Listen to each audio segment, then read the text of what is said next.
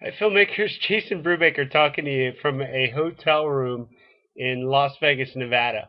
A lot of people are always asking me, "Hey, why don't you ever come on YouTube and start talking to people?" And I think one of my biggest hesitations to doing it is um, I feel like the production value of my webcam isn't what filmmakers expect.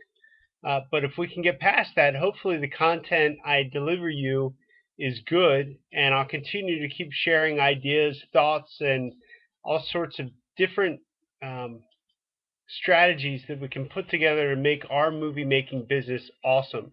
With that said, hopefully this isn't the first time you met me. If it is, please check out my website, filmmakingstuff.com. You'll see places all over there to sign up for the newsletter.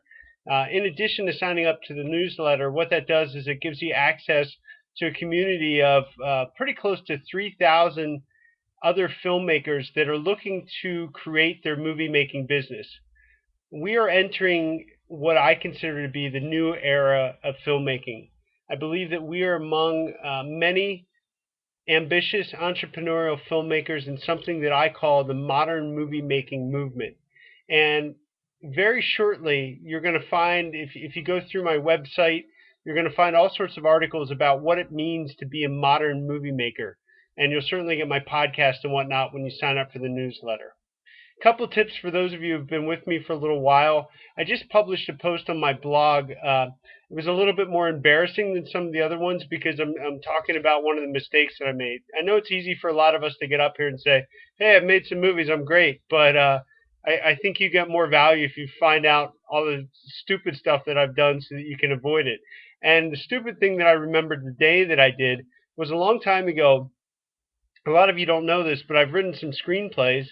And if you didn't know that, now you do. And I remember writing my first screenplay and how excited I was. Now, at the time, I was still living back east, so I didn't know a lot of people in Hollywood.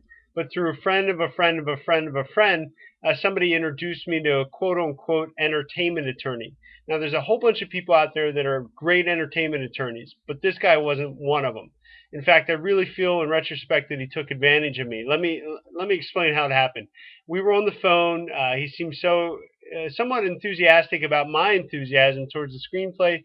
Told me to go ahead, put it in the mail, send it out to Hollywood, and he'll give it a read and let me know what he thinks.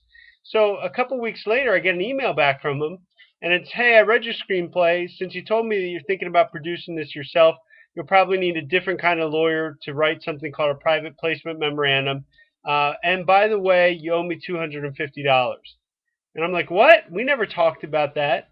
But of course, I ended up paying him the money. He of course was an entertainment attorney. I was just this young kid that got out of college. And in fact, what stings and what makes it kind of a really tough lesson for me was the fact that I was only making about $250 a week at that time. So my suggestion to you, the tip for today is anytime that somebody you know or don't know offers to provide you with a favor, just make sure uh, that there's no expectations of money, or if there are, you need to spell it out from the beginning. Anyway, I'll get better with these recordings of my face with my webcam, but hopefully that content's useful to you, and I look forward to seeing you in the filmmaking stuff community. Once again, find us at filmmakingstuff.com.